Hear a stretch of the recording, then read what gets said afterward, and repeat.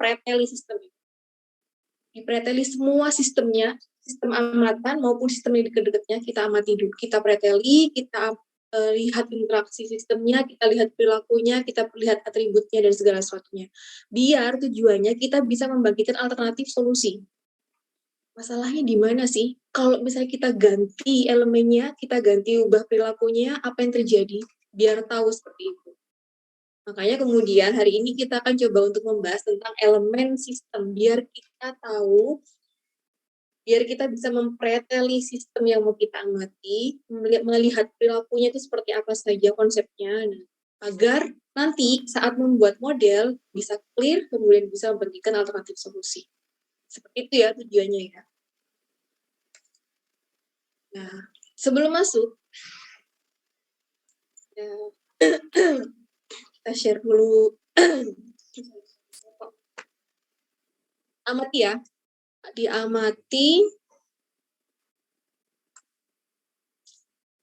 sistem yang ada di video ini. Dibuat mental modelnya. Pasti yang menarik biasanya seperti itu. Pendek.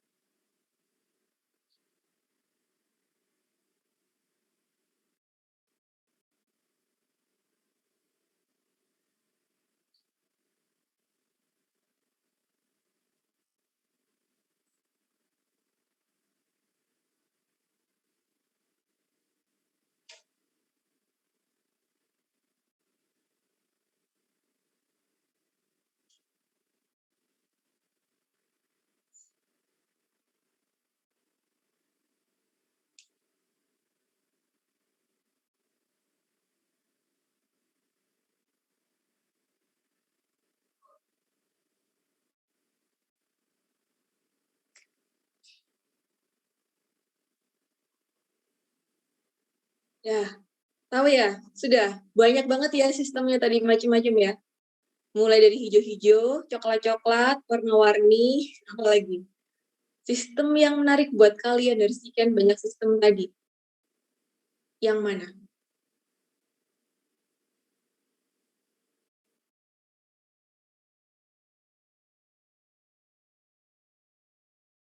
Pengen kerja di gedung yang tinggi bertingkat warna-warni, pengen liburan ke yang hijau-hijau, pengen naik ke yang tinggi-tinggi, pengen santai di, bayang nggak? Yang mana yang menarik buat kalian? Tadi ada ilustrasi juga supply chain ya, logistik gitu ya. Terus ada warehouse juga, terus ada orang-orang yang mungkin gedung-gedung yang tinggi di mana pasti itu banyakan cita-cita tuh banyakan orang untuk bisa kerja di kantor yang wow, itu pasti wah, kalau di Jakarta anak Jaksel gitu mainnya di Jakarta Pusat tuh biasanya. CBD gitu, barangkali udah tahu. Tuh. Ini yang mana? Sistem interest kalian yang mana? Ya, Arta. Izin menjawab, Bu. Untuk sistem interest saya itu sendiri yang di tempat-tempat yang masih asri itu, Bu. Seperti di pinggir sungai gitu, Bu. Seperti terlihat lebih tenang aja terlihatannya, Bu. Lebih tenang Gitu. ya. Thank you, Arta. Ya, sistem interestnya Arta yang lebih tenang tadi. Yang lain, yang ya sungai ya, yang di pinggir sungai, pinggir laut. Tadi ada sistem di bawah laut juga, kemudian ada sistem yang di pantai, tapi pantainya udah banyak limbahnya. Ada sistem yang, kalian interestnya yang mana?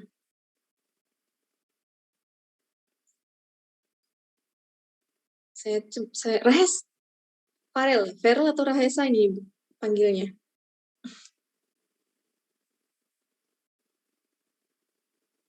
Rahesa Farel? Ya, Bu. Ya, kamu sistem interestnya yang mana? Kalau saya sama mungkin seperti Harta yang lebih ke alam, karena saya dari dulu saya emang tertarik ke alam ya. Terus waktu SMA saya tuh pernah bikin penelitian gitu, Bu, tentang biomimetik. Kalau bahasa Inggrisnya biomimicry. Jadi sistem jadi desain apapun yang ada sekarang itu yang dibikin manusia itu basically cuma nyontek dari alam gitu. Nah, semua sumbernya dari alam. Saya tertarik sekali sama konsep itu gitu. Oke, Makanya saya lebih ke alam yang ya. di alam tadi. Ada yang sistem interestnya nggak di alam? Nggak apa-apa loh, ini bukan tentang salah benar. Ya, Nasrullah yang mana? Ibu, terima kasih atas kesempatannya. Kalau saya justru lebih interest ke sistem yang ada di perkotaan. Kenapa saya milih itu? Karena yang terjadi di perkotaan itu nggak cuma mempengaruhi di perkotaan itu aja, Bu. Semua lingkungan itu terpengaruh, bahkan lingkungan alam pun juga terpengaruh gitu. Baik mereka yang sengaja berada di dalam sistem itu maupun yang tidak. Terima kasih. Terima kasih Nasrul. Oke. Ada lagi yang lain? Menarik tadi kata Nasrul. Ada lagi? Ya, Wahono. Mohon izin menjawab, Bu. Nama saya Wahono. Sebelumnya mohon maaf kalau ramai karena saya sedang berada di luar. Untuk sistem yang saya memiliki ketertarikan yaitu pada sistem yang tadi, Bu, pertambangan tadi, Bu. Kan ada yang daerah pertambangan. Nah, itu saya tertarik. Kenapa? Karena saya masih bingung bagaimana caranya kayak dari pertambangan dalam mengambil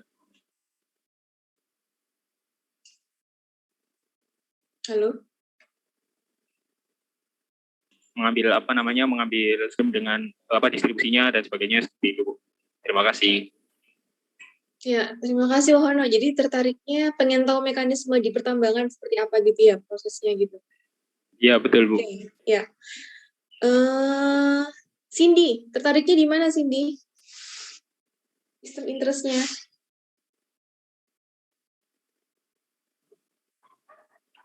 Saya sama seperti Arta, Bu. Saya tertariknya sama alam. Sama alam. Oke. Jadi kepikirannya pengen yang hijau-hijau, pengen yang di alam-alam yang tenang-tenang gitu ya. Ya. Kenapa sih saya kemudian bertanya interestnya yang mana gitu. Jadi nanti kita akan membahas tentang perspektif model, perspektif sistem of interest dan perspektif model. Jadi kenapa kemudian interest kita itu penting?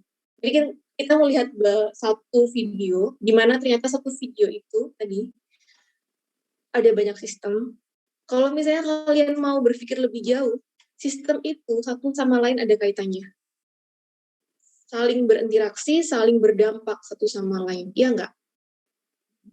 Tapi kita, sebagian besar dari kita mungkin tidak akan bisa mengingat semuanya, tapi hanya pada bagian-bagian yang kita tertarik. Itu sistem interest kita. Karena itu kita tertarik karena kenapa ya? Jadi sistem interest biasanya tertarik karena faktor value, nilai personal kita, nilai mungkin pengetahuan kita, atau mungkin cita-cita kita, mungkin seperti itu. Nah, makanya kemudian itu yang akan menjadi sistem interest kita. Setiap orang punya perspektifnya masing-masing, setiap orang punya image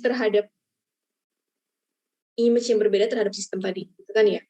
Nah, itu.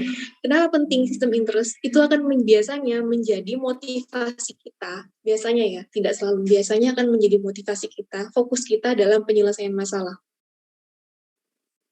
Motivasi kita dalam menyelesaikan masalah, fokus kita dalam menyelesaikan masalah.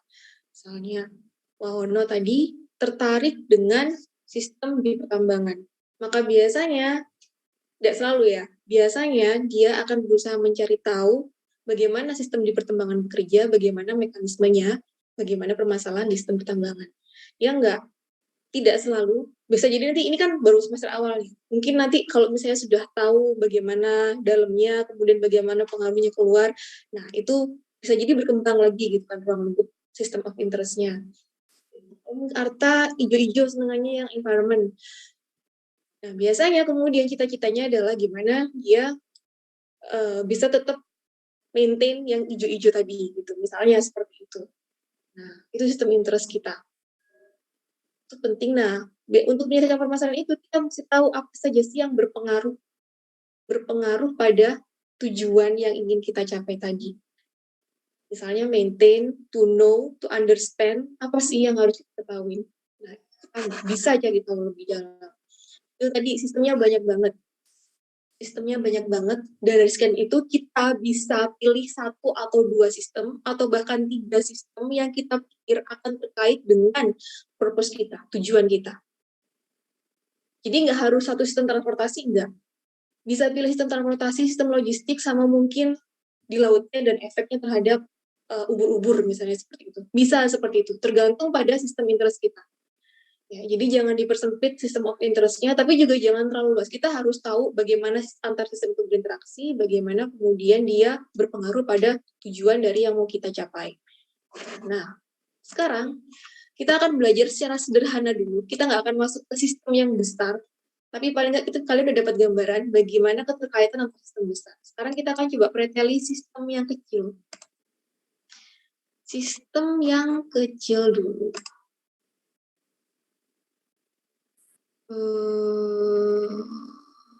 Boleh nih.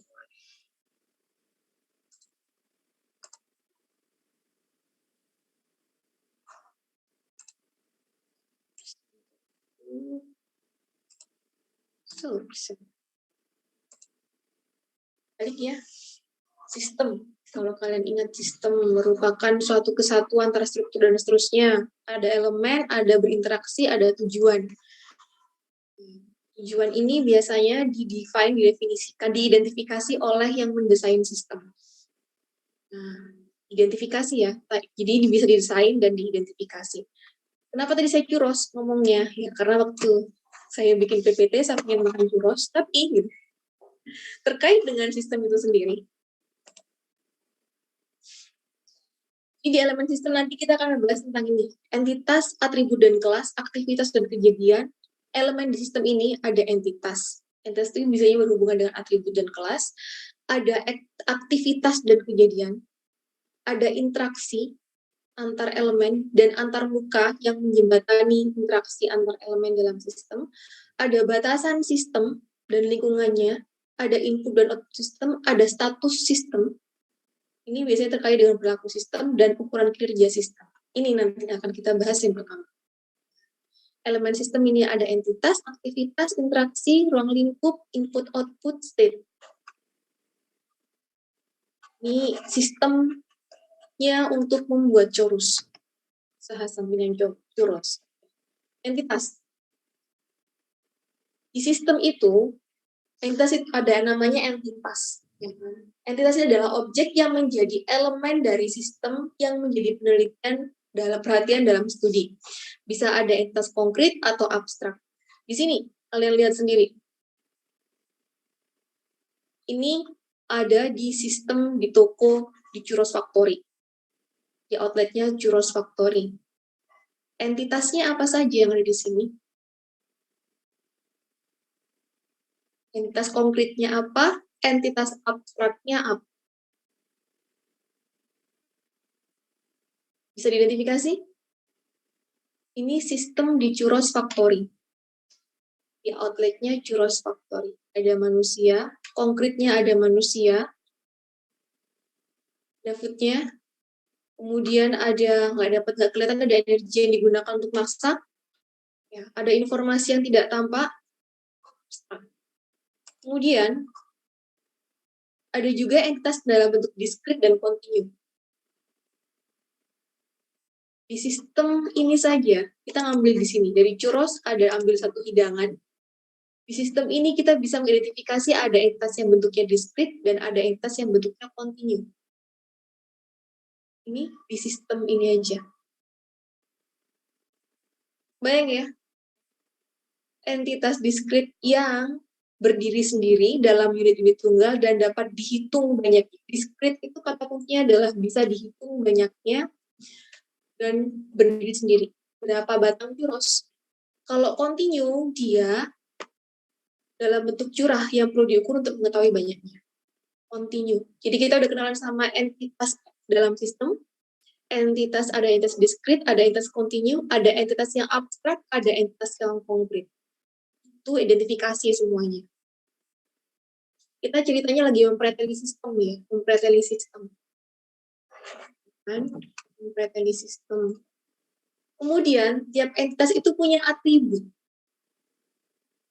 Di atribut ini, dia bisa sebutkan sifat, properti, karakteristik, fitur, atau apapun itu.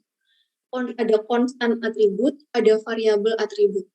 Ada atribut yang sifatnya konstan, ada atribut yang sifatnya variabel. Yang konstan itu bernilai tetap, ya kan? Variabel yang atribut yang bersifat variabel bisa berubah. Kalau di sini misalnya, atribut ini semua churros ya. Semua ini churros. Ya. Atribut konstannya apa?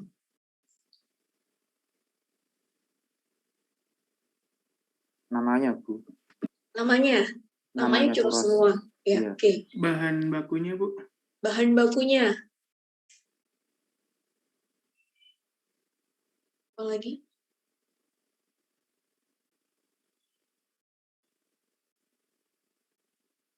Strukturnya. Ya, selalu bergaris-garis gini. Kalau nggak garis-garis kayaknya nggak churros gitu ya dia. Bentuknya ya. Apa lagi? Udah dulu ya. Kalau variabel atribut yang variabel. Ukurannya, Bu. Ukurannya, Toppingnya. Takaran. Rasanya. topping, rasa, terus apa lagi? Harganya, Bu, bisa dipengaruhi inflasi. Harganya. Ya. Kenapa penting nih untuk mengetahui entitas lalu kemudian ada atribut? Kalau misalnya atributnya konstan, kalian bisa asumsikan sama untuk semua bentuk churros. Yang akan kalian amati hanya yang berbeda-beda, karena yang berbeda biasanya berpengaruh. Kalau yang konstan biasanya nggak berpengaruh pada sistem, ya kan? Bayang ya? Kalau yang konstan tidak berubah, biasanya nggak ngefek ke sistem. Tapi kalau misalnya nih, orang bedanya ada orang yang lebih suka churros karena bentuknya, ada orang yang lebih suka churros karena rasanya. Maka orang yang lebih suka churros karena bentuknya, dia akan sensitif terhadap bentuk churros, tapi nggak sensitif terhadap bahannya churros atau toppingnya churros. Iya, ada orang yang lebih suka rasanya, maka dia tidak akan sensitif terhadap bentuk. Yang penting rasa. Sistem seperti itu. Kalian harus bisa tentukan yang mana yang atribut konstan, yang mana yang variabel. Sistem saya ini sensitif terhadap atribut yang mana? Gitu ya. Misalnya yang suka ijo-ijo, ya, dia dipengaruhi oleh orang kota, orang desa. Sama-sama ada orangnya. Perilaku orang desa dan orang kota mana yang sensitif, maka orang yang suka lingkungan alam gitu dia. Environment itu lebih sensitif terhadap perilaku orang kota atau terhadap perilaku orang desa. Misalnya seperti itu. Ini sama-sama orangnya nih, tapi perilaku orang desa dan orang kota berbeda. Ya. Itu harus kalian bisa identifikasi. Oke, kita ngomong sistem. Kemudian ada atribut yang simple, ada atribut composite, dan ada atribut derived atau turunan. Simple ini atribut yang bernilai tunggal, composite yang nilainya gabungan, dan derived derivasi nilainya pecahan. Ini untuk apa tujuannya? Coba deh, kalau ini contohnya di menunya masih Churros Factory, yang atribut nilai yang bernilai tunggal, contohnya adalah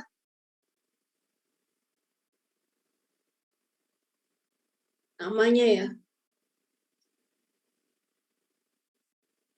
Nama apa ya? Ada nggak simple attribute di sini?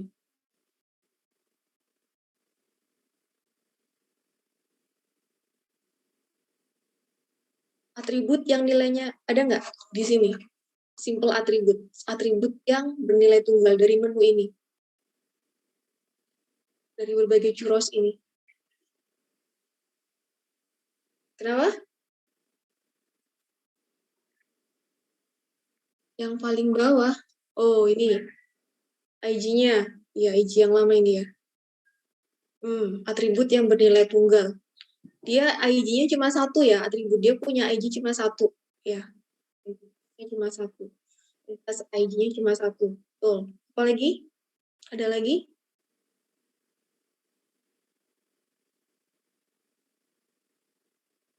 Atribut yang nilai apa?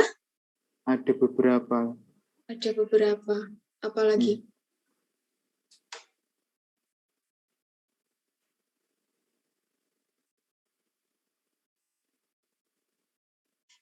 Ada atribut yang nilainya gabungan.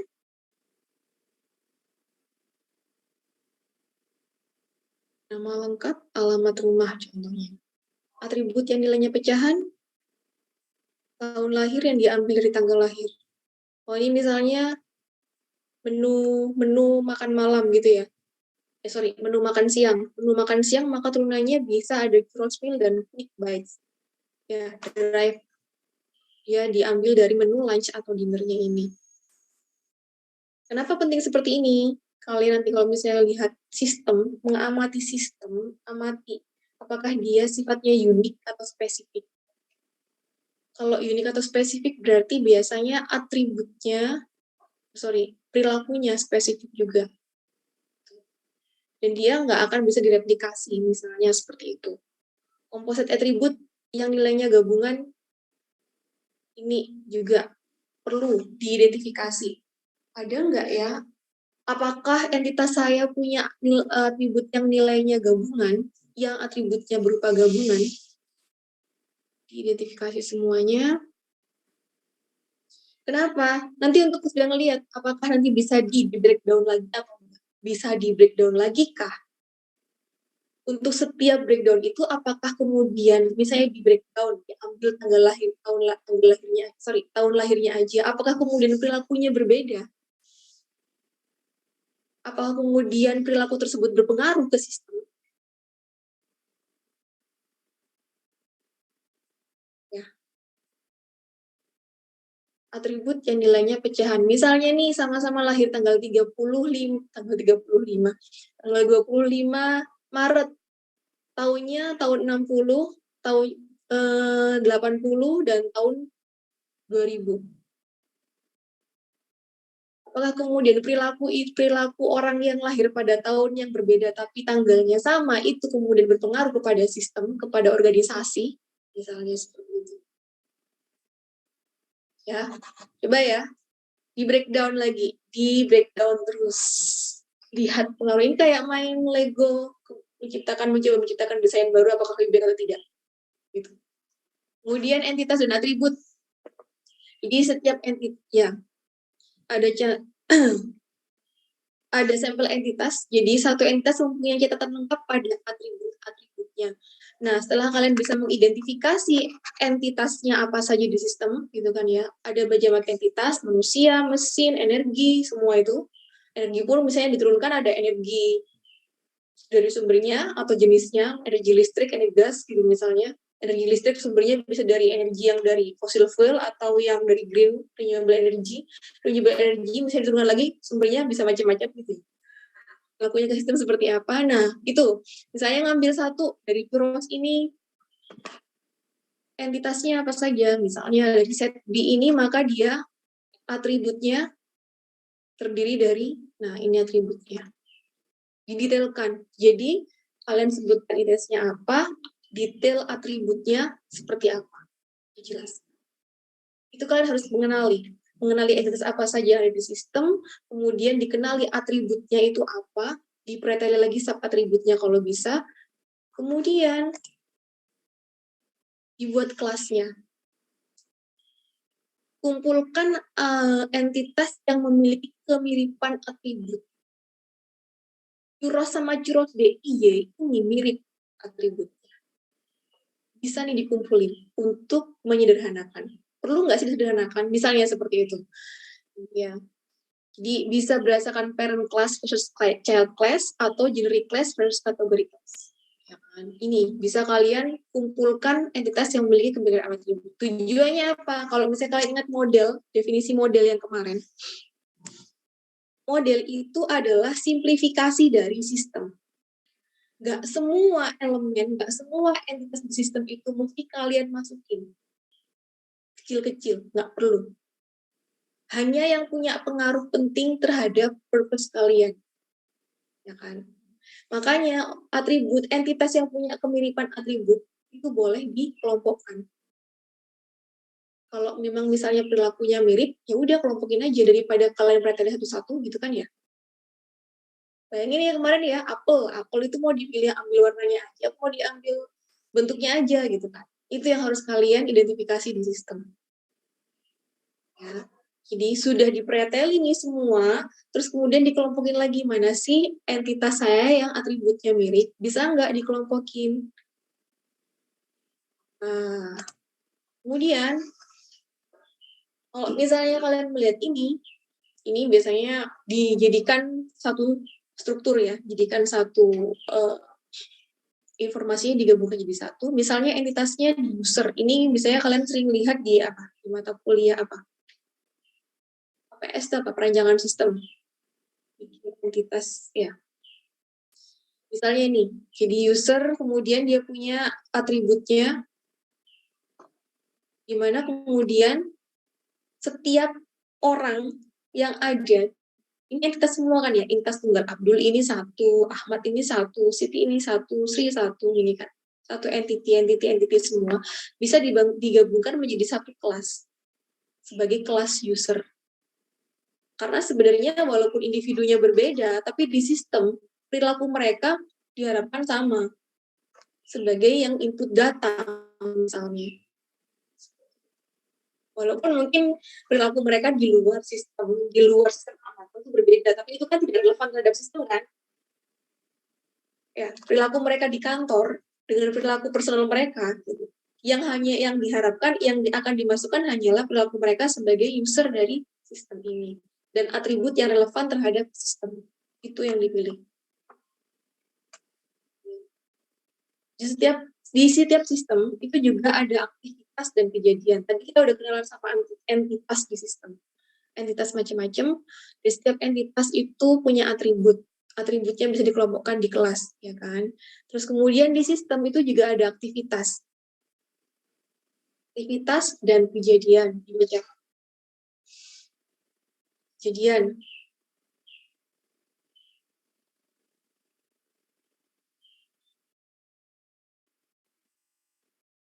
Kejadian itu perubahan kondisi yang dialami oleh elemen sistem, aktivitas operasi yang terlaksana dengan elemen sistem sebagai subjek atau objek yang berlangsung selama rentang tertentu.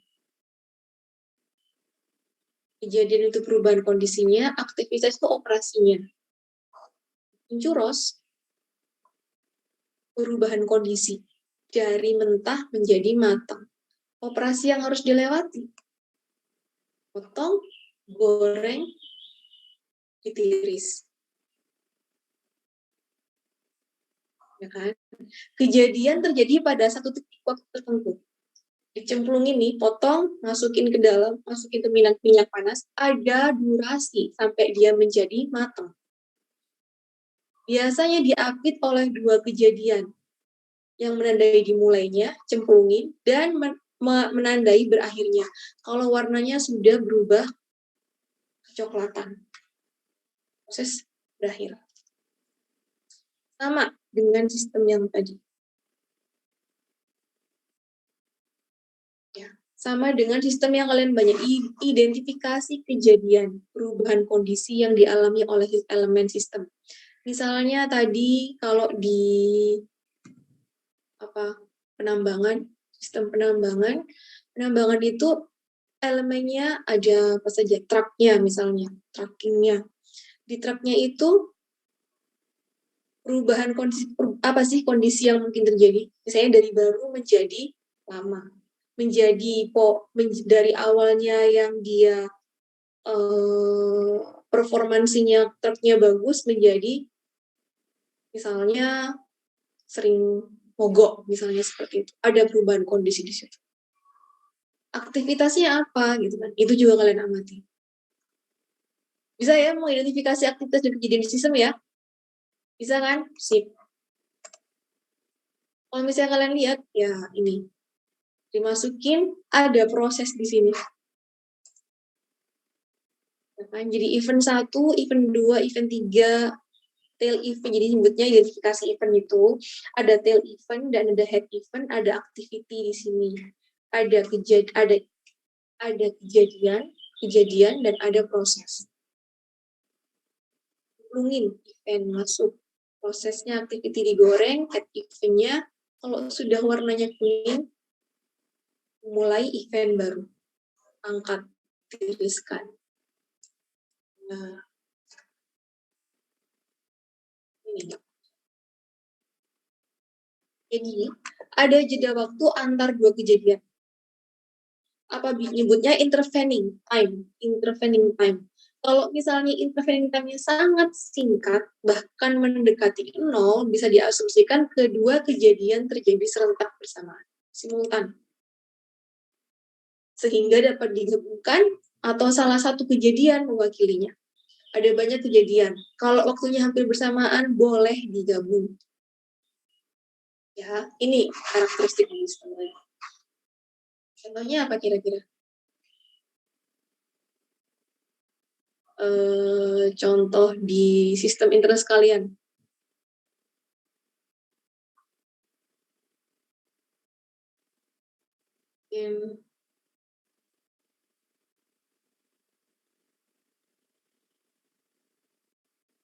Kalau susah di churros deh, bikin churros. Ada nggak?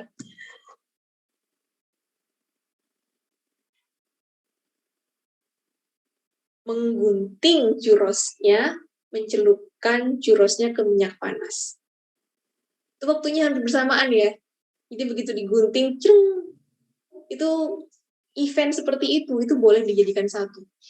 Jadi kalian nggak perlu menyebutkan menggunting, kemudian memasukkan ke minyak panas, nggak perlu. Jadi sebut saja memasukkan ke minyak panas dengan menggunting, boleh seperti itu.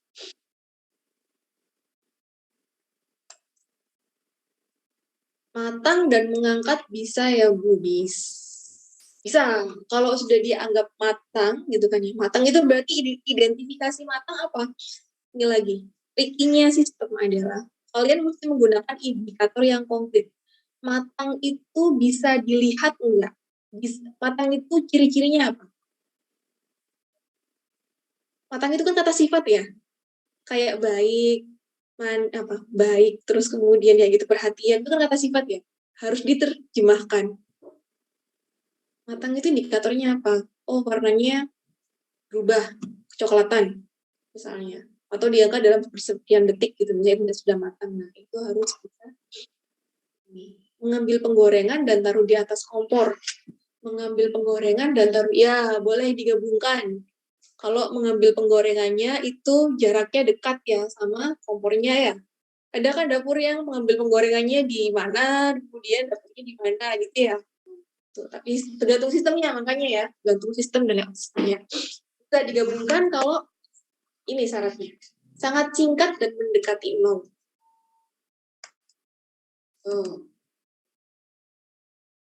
Subaktivitas, jadi ada aktivitas juga ada subaktivitas, jadi dia adalah bagian pecahan dari aktivitas dengan durasi yang lebih pendek. Aktivitas A itu bisa dipecah lagi. Jadi kalau misalnya tadi kayak menggoreng churros, itu kan bisa dipecah menjadi beberapa bagian misalnya.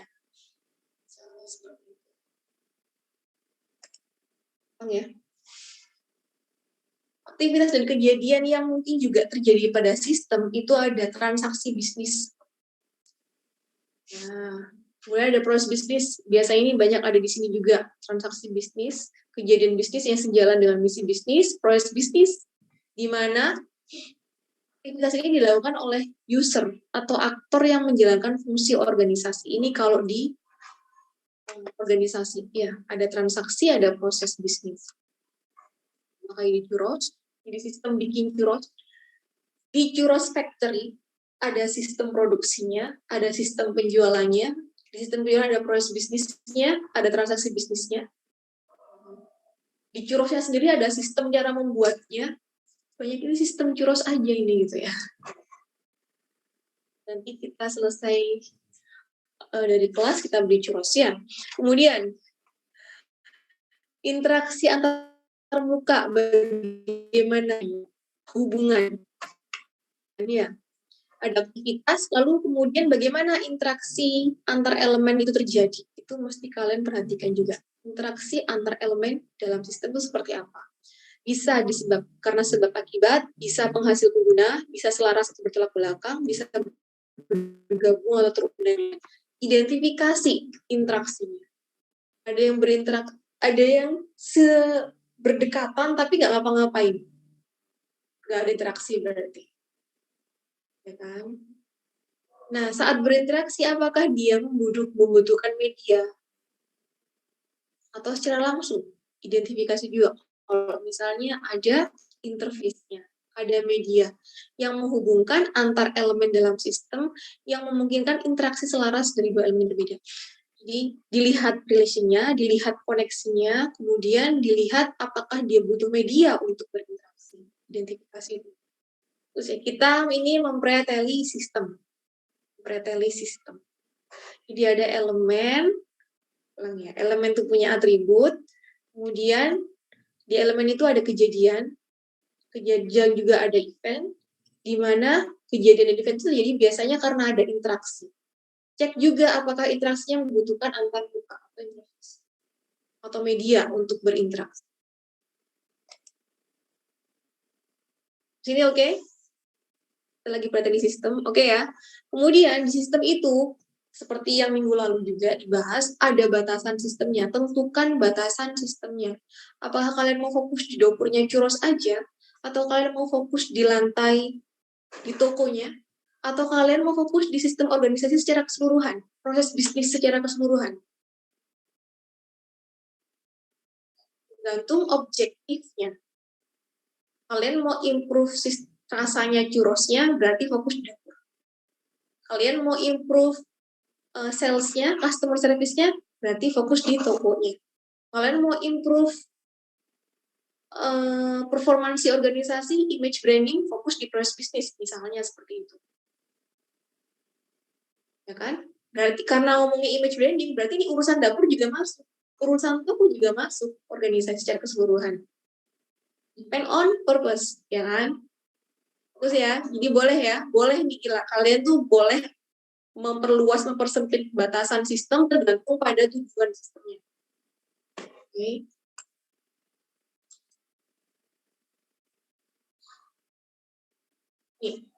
Nah, ini ya, mau fokus di mana? Di rasa, di tampilan, mau di dapurnya, mau di tokonya. Mau fokus ini, elemen sistem itu bisa dalam bentuk sistem itu sendiri. Udah jadi sistem of interest kalian, misalnya industri aja. Industri misalnya di bagian lantai produksinya aja boleh. Misalnya di bagian kualitasnya aja boleh. Kalau misalnya kalian concernnya ke kualitas produk. Tapi kalau misalnya kalian ngomongnya adalah, Bu, saya pengen industri itu jadi industri yang baik, yang tidak berdampak pada lingkungan. Kalian harus memperluas sistem kalian, karena lingkungan itu letaknya jauh di sini gitu. Misalnya, ya kan? Tapi fokus pada atribut elemen yang mempengaruhi dari sistem, dari industri ini yang mempengaruhi pada lingkungan, efek lingkungan tadi. Sementara yang mirip-mirip atributnya boleh kalian jadikan satu. Yang konstan boleh diasumsikan, tidak berpengaruh.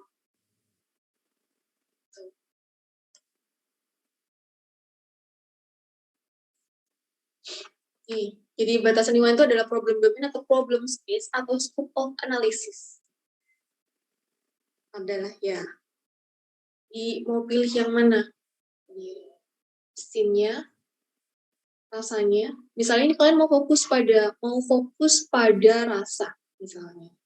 Jadi kalau misalnya mau improve rasa, apa yang harus dilakukan? Ganti mesin, topping, mau pakai mesin yang ini atau pakai mesin yang ini, atau mau pakai manual. Kalaupun misalnya manual, pakai takarannya seperti apa? Itu kan kalian main-mainnya di situ berarti ya. Nah, pahamlah kira-kira. Sehingga system of interest, ini udah dibahas juga minggu lalu, yang menjadi fokus perhatian peneliti, fokus itu fokus pada tujuannya ya. Baru kemudian ruang lingkup sistemnya mengikuti pada tujuan itu. Kalian mau improve bagian apanya? Cari yang relevan dari sistem yang terkait dengan tujuan tersebut. Batasan sistem itu bisa metasistem, bisa subsistem. Metasistem tadi yang luas, sistem yang lebih luas, atau subsistem yang lebih kecil, yang menjadi bagian dari sistem of interest. Metasistem ini yang di luar, atau subsistem. Boleh kalian pilih yang kecil ini, boleh kalian pilih yang besar ini. Tergantung tujuan, tergantung karakter. Ya. Lagi nanti ini. Makanya, ini product system of interest-nya di sini. Yaitu dipengaruhi oleh related products, boleh kompetitornya, misalnya ya, atau substitusinya. Ini akan menjadi sistem amatan kalian. Boleh kalian fokus di dalam sini, ya kan? Boleh memperluas kalau misalnya gimana sih produk kompetitornya, performansinya? Apakah produk kompetitor ini akan mengancam performansi produk saya? Kalau iya, boleh dimasukkan menjadi sistem ruang. Jadi sistem of interest-nya semakin luas. Apakah kemudian produk system of interest saya ini ternyata dipengaruhi oleh service management? Iya. Pengaruhnya seberapa signifikan? Penting, kritis. Karena ini biayanya, pengembangan produknya ditentukan oleh misalnya service manajemennya. Masukin aja, nggak apa-apa. Semakin luas. Sampai kemudian, kalau misalnya kalian nih banyak yang tertarik sama aspek lingkungan dari sistem ya, aspek lingkungan ya, padahal anak industri. Banyak yang tertarik sama environment padahal anak industri. Kalian harus deal with this regulation, law, environmental, political, and enforcement. Sama social system condition. Ini. Nggak harus semua, tapi boleh ambil satu perspektif. Apakah itu mau ambil dari polisinya, apa mau ambil politikalnya? Atau bisa diasumsikan, oke, ini memang dipengaruhi politik, tapi itu tidak akan dimasukkan di sini. Misalnya seperti itu. Boleh. Kita hanya akan concern pada regulasinya. Bahwa pengambilan keputusan di industri dipengaruhi oleh regulasi. Misalnya seperti itu. Atau hanya fokus pada apa? Service enabling service-nya, boleh pilih yang mana ya, nantilah fokus terserah yang mana. Nah, ini input dan output system. Jadi tadi sudah kenalan sama event dan kejadian, kemudian interaksi, kemudian apa system of interest-nya. Sudah tahu system of interest-nya, tentukan input dan output sistemnya. Input itu masukan dari lingkungan, eksternalnya, lingkungan, regulasi itu bisa jadi input. Kemudian output-nya apa? Mekanisme, ya. Output-nya apa? Jadi perhatikan, input itu ada input yang terkendali dan input yang tidak terkendali. Terkendali itu biasanya di dalam sini. Yang di sini ini biasanya input tidak terkendali, yang di luar ini. Kalian bisa asumsikan, tapi asumsinya harus juga benar. Atau misalnya nggak pengen diasumsikan, boleh kalau kalian punya skenario bahwa power-power di sini ini bisa dikendalikan. Variabel di sini bisa dikendalikan. Jadi input itu ada yang terkendali dan ada yang tidak terkendali. Namun dapat mempengaruhi sistem ini juga harus diperhatikan. Biasanya untuk mempermudah penelitian, itu yang tidak terkendali diasumsikan konstan. Ini mau nggak mau akan berpengaruh kepada solusi yang kalian hasilkan. Kalau ternyata pengaruhnya signifikan dan kalian nggak bisa dan tidak ingin mengendalikan gitu ya, itu solusi yang kalian akan terapkan bisa kacau. Contohnya gini, manajemen, tahu sudah pernah kenal supply chain management? Kenal ya? Rantai pasok, manajemen rantai pasok. Ya, manajemen rantai pasok itu muncul karena ada banyak faktor-faktor variabel yang tidak terkendali pada sistem koordinasi dari awal pengadaan raw material sampai ke pengiriman ke end customer. Supply chain ini muncul dengan tujuan untuk mengendalikan, mengurangi ketidakpastian dari hal-hal yang tidak pasti. Tak terkendali kan biasanya karena nggak pasti. Nggak pasti. Di supply chain, dia menjadi powerful karena dia bertujuan untuk mengendalikan hal-hal yang nggak pasti ini. Memanage hal-hal yang tidak pasti. Kalau kalian bisa memanage hal yang nggak pasti, solusi yang kalian hasilkan bisa mantap. Amin. Saya gini nih, asumsinya dulu gini, bahwa permintaan customer itu, sering saya cerita ya, permintaan customer itu fluktuatif, tidak bisa dikendalikan. Pada kenyataannya ada strategi untuk bisa mengendalikan permintaan customer. Kalian hanya perlu berpikir kreatif, berpikir lebih dalam. Dulu ada permasalahan, supply itu raw material itu nggak bisa dikendalikan keberadaannya. Gimana kesulitan misalnya supply itu misalnya sulit dicari, mahal, delivery-nya susah gitu. Tapi sekarang itu bisa dikendalikan, bisa dikontrol kecepatannya. Paham ya? Ini harusnya bisa dikendalikan kalau signifikan. Yang tidak terkendali usahakan untuk bisa dikontrol. Tantangan kalian di sini. Ya. Mengendalikan, memanage hal-hal yang tidak terkendali. Kalau sistem kalian berantakan, berarti ada yang tidak terkendali. Kontrol itu. Oke, jangan dilepas. Yang mencari kemudahan biasanya akan mengasumsikan ini konstan, tidak berpengaruh. Jangan lakukan itu. Kontrol ini. Ya. Oke. Ya, sip. Ada pertanyaan? Belum? Umpan maju, feed forward, mekanisme kontrol sistem. Jadi ini, kalau kemarin sudah cerita, ada feed forward dan ada feedback ya. Mekanisme kontrol yang menyesuaikan status input, kemudian ada umpan balik, yang itu mekanisme kontrol sistem yang menyesuaikan status. Output keluaran dari sistem ke lingkungan, ada output yang terkendali dan output yang tidak terkendali. Terkendali ini kalau bisa dikendalikan sesuai tujuannya. Kadang itu sistem keluarannya tidak dapat dikendalikan, namun dapat mempengaruhi lingkungan. Ini adalah contoh yang bisa mengendalikan luaran sistem, ini adalah contoh yang belum bisa mengendalikan luaran sistem. Sama-sama curosnya ini, tolong. Ya. Apakah ini berdampak pada lingkungan sistem? Hasil seperti ini. Kalau customer kalian baik-baik saja dapat curhat yang seperti ini, berarti aman. Gak usah dikendalikan. Tapi kalau misalnya ini sering terjadi, berarti ada harus bisa mengendalikan output-nya. Ya, paham ya? Oke.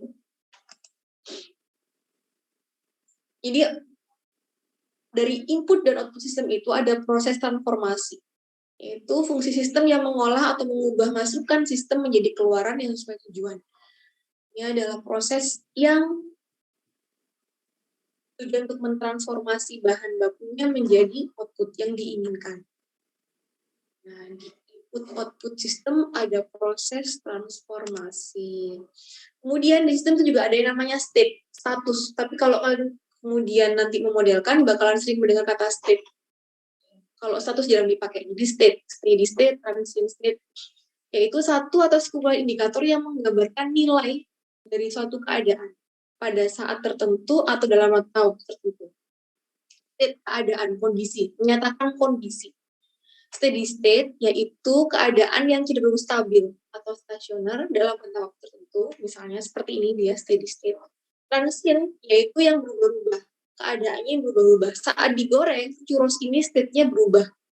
Mulai dari yang lembek, mengeras, kemudian berubah warna. Transient. Ini simple ya. Simple kalau case-nya churros. Kita mulai dari yang simple dulu, kemudian bawa ke sistem yang lebih gede. Ya. Oke. Ini diingat-ingat. Nah, status itu atau state itu bisa dia satu elemen, misalnya tepung aja nih ya, ini sama-sama tepungnya, itu bisa berubah state. Dia jadi state input, jadi state output, misalnya, bisa jadi ada interaksi, jadi state-nya ada state interaksi, ada state dalam proses, ada system state, dan environment state, macam-macam. Nah, state itu juga ada konstan dan ada yang bentuknya variabel. Baca nanti ya. Lihat lagi deh. Masih sama. Nah, dari state itu ada state itu akan menunjukkan keadaan. Jadi kan perilaku nih, dalam sistem berperilaku, berinteraksi, menghasilkan suatu keadaan. Nah, perilaku sistemnya apa saja? Perilaku itu biasanya perubahan pada sistem yang menunjukkan apa yang terjadi dalam sistem. Berkaitan dengan perubahan elemen sistem dan atau interaksi antar elemen dalam sistem. Karena merespon terhadap lingkungan eksternalnya, perilaku sistem ini terindikasi pada perubahan status-statusnya, ya kan? Kalau ini tadi kan dia perilakunya dia ditunjukkan pada perubahan warna, atau di sini bagaimana kemudian performansi orang dapur dan orang penjualan berpengaruh pada perilaku customer-nya. Sedikit antrian, cukup antrian, banyak antrian, sama-sama churrosnya. Perilaku sistemnya beda-beda. Perilaku customer-nya beda-beda. Masih ada pertanyaan?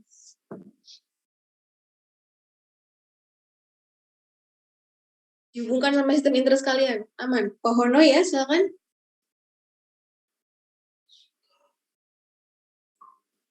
Mohon izin bertanya, Bu. Ya. Saya tadi kepikiran terkait yang entitas tadi, Bu. Apa ya, Bu ya? Fungsinya istilahnya mempreteli entitas tersebut, Bu. Saya masih belum paham seperti apa nanti penerapannya ketika sudah dipreteli. Misalnya setelah kita mengidentifikasi semua macam entitas itu, terus apa, Bu, yang dilakukan? Ya. Lalu seberapa berdampak kegiatan identifikasi? Seberapa berdampak identifikasi tersebut itu dengan pembuatan sistem, Bu?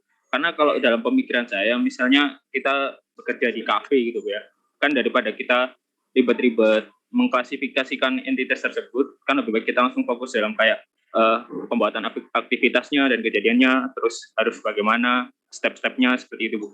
Kalau sistem yang dibentuk kurang efektif, ya langsung dievaluasi atau diperbaiki seperti itu. Terima kasih. Terima kasih, Hono. Yuk kita langsung ke sini. Menurut Anda, kira-kira apa yang menyebabkan antrian di sini sedikit, sementara antrian di sini panjang, di sini antriannya Ya, tidak banyak. Menurut kalian apa yang berpengaruh? Brand nggak, Bu? Rasa, satu. Kemudian Brand. Jadi brand, karena efek nama gitu. nama, apalagi?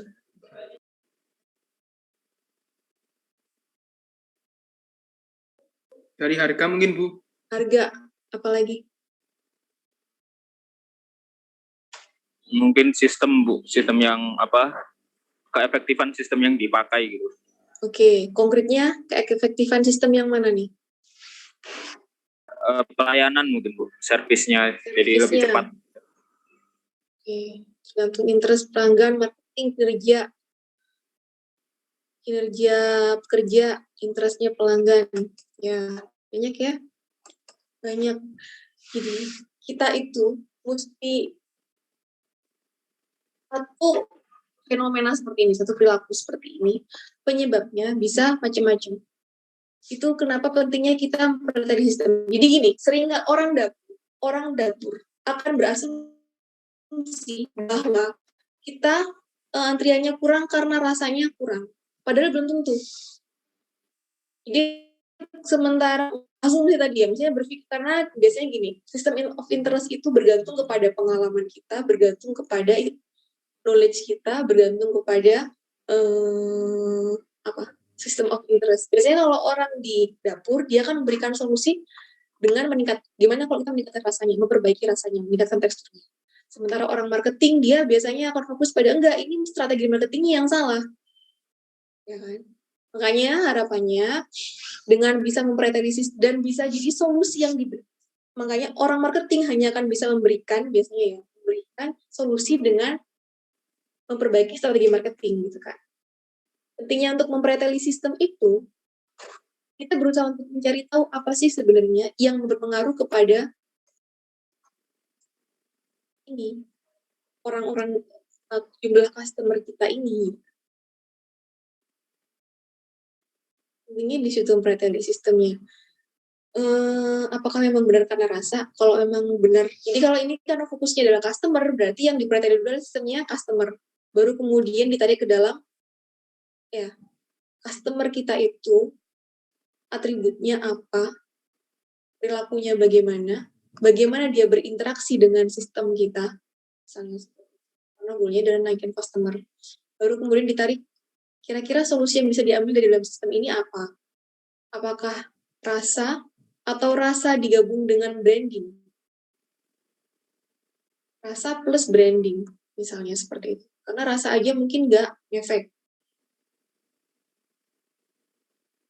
Ya, coba ya. Jadi kalau kemarin saya kasih contoh, Starbucks itu nggak jualan rasa, ya kan? Iya ya. Rasa kopinya Starbucks itu nggak kopi. Apakah dia kemudian mau kasih harga yang murah? Nggak murah juga. Ya kan? Nah, balik. Nah, yang kemudian balik lagi. Preteli ya, kita memang nggak harus mempreteli semua detail ya. Cuma akan lebih baik kalau misalnya kita bisa mempelajari, mengetahui sistem kita itu elemennya seperti apa perilakunya, customer kita elemennya bagaimana perilakunya, gitu kan ya. Jadi kemudian kita bisa kasih solusi yang di luar, bahkan ya di luar yang biasa gitu, tergantung pada kebutuhan tadi.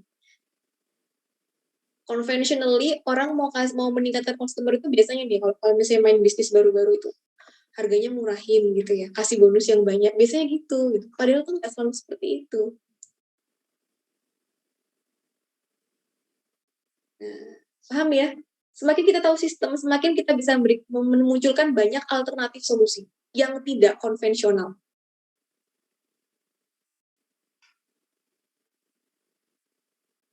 Semakin kalian memahami sistem, semakin banyak kalian bisa memunculkan solusi yang nggak sama dengan yang biasanya. Dan bisa jadi lebih powerful.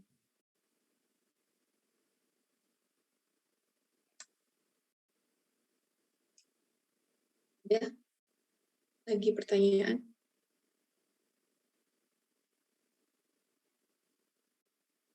Harap ini lagi satu permasalahan. Kalau misalnya kalian langsung fokus pada kualitasnya nggak bagus, Pak, kita fokusnya di QC-nya, quality control-nya misalnya.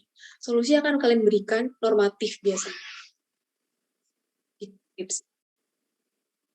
Deskripsi kalian, solusinya normatif. Berpikirnya umum. Kalian misalnya bisa tuh kayak Rahesa misalnya tadi ya, kasih solusi pakai mimikri apa yang terjadi di alam. Itu bisa jadi seperti itu juga padahal solusinya gitu ya, misalnya analogi gitu. Nah ini kemudian sementara gitu ya, jadi saran saya pahami sistemnya, karena semakin baik kita tahu sistem, semakin kita bisa create solusi yang mungkin lebih powerful. Kemudian ukuran kinerja ini juga status ukuran kinerja, nilai indikator pencapaian atau operating system yang merespon perubahan input. Jadi saat kita memodelkan atau saat kita memperbaiki sistem, coba difikirkan sistem kita itu akan dianggap baik jika ukurannya apa? Salesnya tinggi, nomornya bahagia, yang mana? Ini ya. Ini tujuan, jadi goal kita adalah ini, ukuran kinerja sistem. Goal kita. And by at the end itu seperti itu. Nah, ukuran kinerja itu bisa pakai leading indikator, bisa pakai lagging indikator. Leading indikator yang berorientasi pada inputnya. Mau pakai tepung yang mana untuk bikin churros yang bagus? Fokus di proses. Atau lagging yang berorientasi pada output. Serah deh outputnya pakai tepung yang mana, asalkan misalnya churrosnya customer kita warnanya lebih suka yang warnanya seperti ini. Ya. Oke. Dikit perspektif modelan. Ini penting juga perspektif modelan. Kenapa? Ya, tadi karena melihatnya sama, yang ditangkap beda-beda. Di pemodelan itu ada spektivitas. Jadi ada tergantung pada kepentingan, tergantung pada sudut pandang, tergantung faktor personal, tergantung referensi pengetahuan. Sama-sama megang baja, yang dilihat bagian apanya. Itu akan menjadi penyebab perbedaan kita menginterpretasi satu sistem yang sama. Objek realitinya seperti ini, tapi ada yang tertarik pada pohonnya secara keseluruhan, ada yang tertarik pada buahnya, ada yang tertarik bahwa duit nih, sumber duit nih. Ya karena seperti inilah kita harus bisa menerjemahkan model.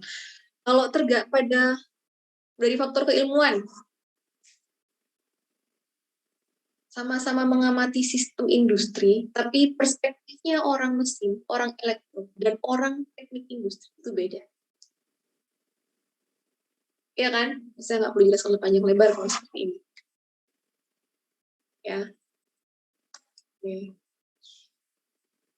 Deduktifnya beda. Cara kita berpikir, menalarnya beda. Dari teori, deduksi, kemudian ada kasus, diinduktif kembali. Jadi, cara menalar satu permasalahan itu beda-beda. Makanya tadi ada yang kemudian melihat customer-nya banyak, ada yang melihat customer sedikit, solusi yang diberikan itu berbeda tergantung sistem deduksinya. Tahu deduksi ya, cara kita berpikir dari luas ke sempit, kalau deduksi. Kalau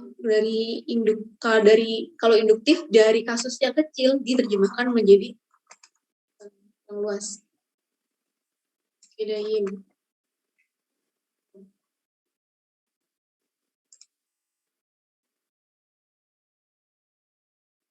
Jadi baca sendiri deh nih. Seperti apa? Deduksi sama induksi.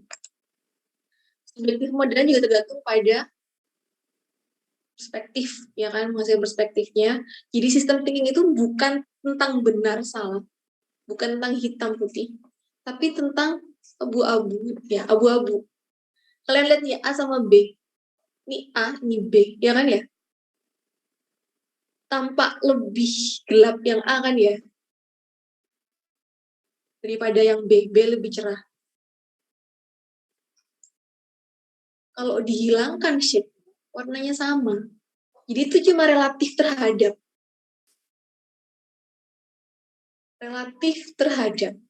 Karena A diletakkan di antara yang putih-putih, maka dia cenderung lebih. Jadi biasanya seperti itu.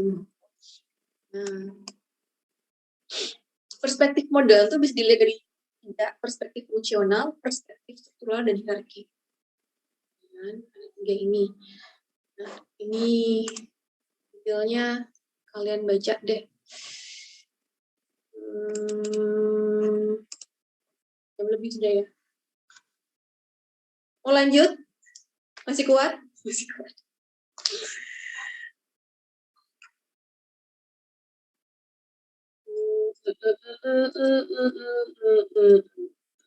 Oke, dikit lagi ya, dikit lagi.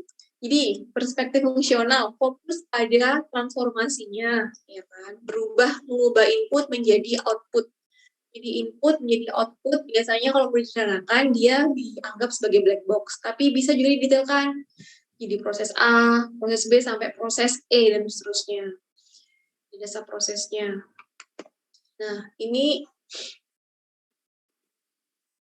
input pakai logic model juga bisa. Dari input jadi proses, kemudian output, ada outcome di sini. Outcome-nya efek. Ini kalau misalnya ngomong industri, dampak lingkungan dan dampak sosial itu jadi outcome biasanya. Yang tidak langsung terukur, biasanya sering diabaikan karena dianggap faktor eksternal.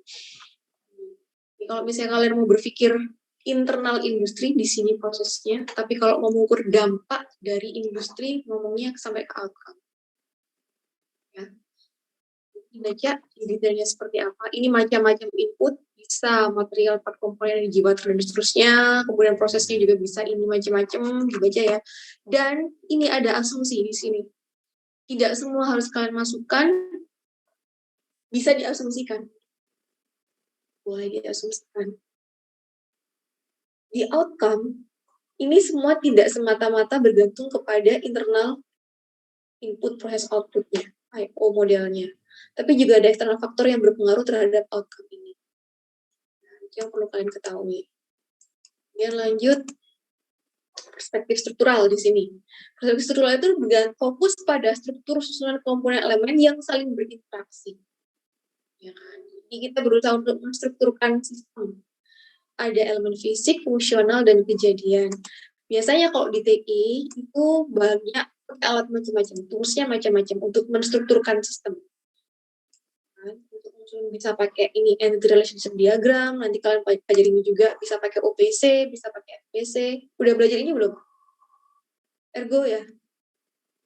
Rancangan sistem kerja. Nanti kalian akan pelajari. Nah, ini. Jadi berusaha untuk menstrukturkan interaksi antar elemen di sistem. Chartnya macam-macam. Bisa pakai function means tree, dan seterusnya. Yang ketiga, pakai perspektif hierarki. Dari subsistem elemen menjadi system of interest, subsystem menjadi sistem, wider system, external system. Nah, dari perspektif hierarki ini, fokus pada lingkup sistem, berinteraksi dengan lingkungannya, serta interaksi antar subsistem di dalamnya sesuai dengan tujuan dari sistem.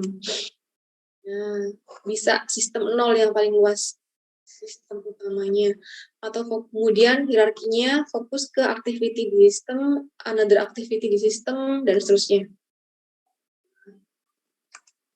Kita juga diturunkan seperti ini pakai diagram pohon, fungsi satu, fungsi lainnya, fungsi activity dalam fungsi satu, ini hierarki urutan, macam-macam terusnya. Langsung aja, contoh model perspektif. Ini ngomongin tentang produk namanya projector, overhead projector. Di sini ngomongin elemen fungsionalnya, berarti kita ngomong tentang inputnya adalah fungsi apa yang menjadi input, yaitu transmit current, mentransmisikan aliran listrik, baru kemudian dia nyala. Fungsi apa yang dinyalakan saat dia dioperasikan? Menerima listrik, mengkonversi energi. Jadi ini fungsi semua ngomongnya di sini.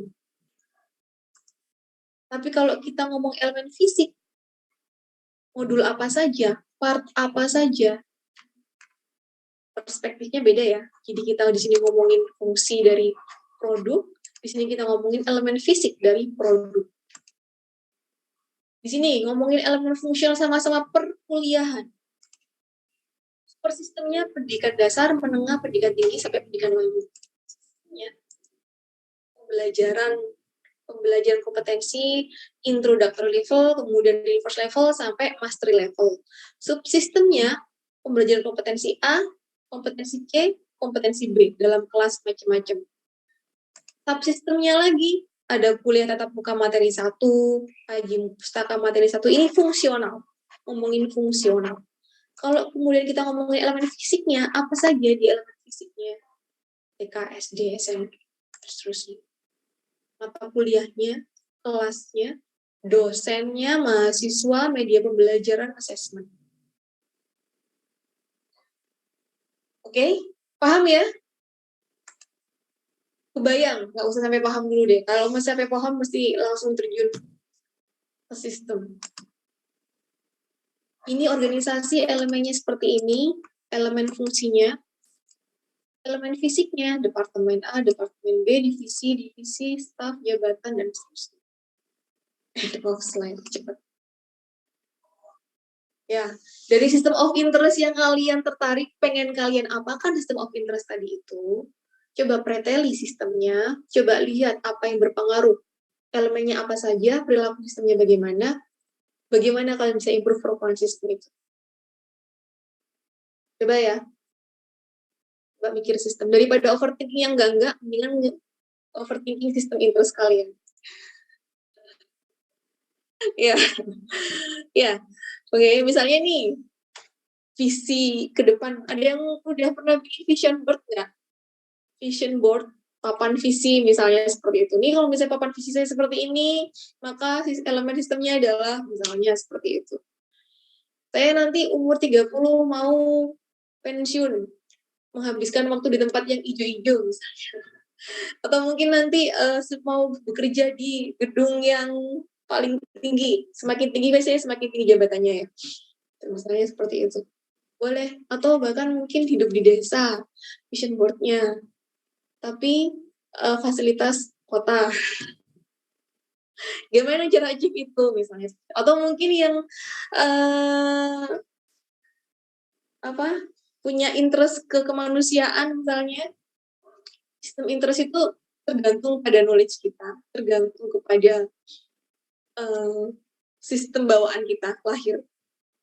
Ya, kalau misalnya ini ya, sehingga kemudian sistem interest kalian tuh nggak dosa. Ya, mau kalian lebih suka duit, mau kalian lebih suka lingkungan, mau kalian lebih suka kemanusiaan itu nggak dosa. Yang penting caranya benar. Ya, mau cerita. Jadi kalau di luar itu kita bisa ngeliat hidung kita, mata kita itu beda-beda. Itu outer beauty ya. Inner beauty itu otak kita itu bentuknya beda-beda. Dan itu berpengaruh bagaimana ke karakter kita. Ya kalian. Ada satu penelitian, hipokampus, salah satu organ di otak kita. Semakin gede hipokampusnya, semakin dia simpati ke orang. Semakin tinggi simpatinya ke orang. Semakin gampang kasihan, semakin sering ngasih. Kalau kalian lihat orang baik banget, mungkin hipokampusnya tinggi. Itu inner beauty mungkin ya. Karena hipokampusnya gede gitu kan. It's real gitu. Physically itu terjadi. Bukan soul dan sebagainya, enggak. Otak kita ini itu strukturnya beda-beda dan itu mempengaruhi bagaimana kita berperilaku yang kalian sebut inner beauty tadi. Ya. Tantangannya adalah bagaimana kemudian kita bisa, walaupun hidung kita mancung, walaupun hidung kita gede gitu misalnya, tapi kita bisa merasa tampak baik gitu ya. Merasa baik gitu kan. Kan baik semua sebenarnya. Bersih. Gitu. Ya. Itu jadi dibayangkan sistem interest-nya apa, fokusnya kemana. Kemudian dipreteli elemennya, improve. Oke? Oke, sampai sini belum ada pertanyaan kan? Kita keep untuk minggu depan pertanyaannya. PR-nya kalian adalah overthinking. Ya, saya tutup sampai di sini. Terima kasih semuanya. Assalamualaikum warahmatullahi wabarakatuh. Waalaikumsalam warahmatullahi wabarakatuh. Terima kasih. Selamat sore. Selamat sore.